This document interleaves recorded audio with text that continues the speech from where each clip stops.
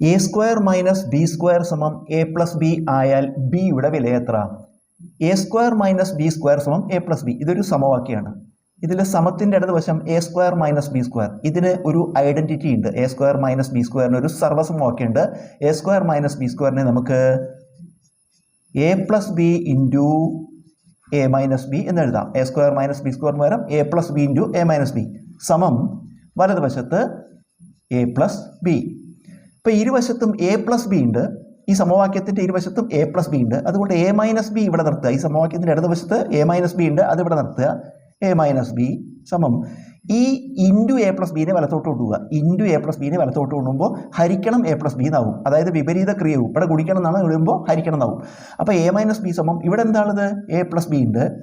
A plus B divided by A plus B. അപ്പോൾ A minus B സമം A plus B by A plus B. അംശവും ഛേദവും തുല്യമാണ്. ന്യൂമറേറ്ററും ഡിനോമിനേറ്ററും ഈക്വൽ ആയാൽ ആൻസർ 1 ആണ്. അപ്പോൾ എ മൈനസ് ബി സമം 1. ഇതൊരു സമവാക്യമാണ്. ഈ സമവാക്യത്തിൽ നമ്മൾ മൈനസ് ബീനെ വലത്തോട്ട് കൊണ്ടുപോകുക. മൈനസ് ബീനെ വലത്തോട്ട് കൊണ്ടുപോകുക. അപ്പോൾ ഇത് പോസിറ്റീവ് ബി ആവും. അതുപോലെ പോസിറ്റീവ് ഒന്നിനെ ഇങ്ങോട്ട് കൊണ്ടുവരിക. അപ്പോൾ നെഗറ്റീവ് ഒന്നാവും.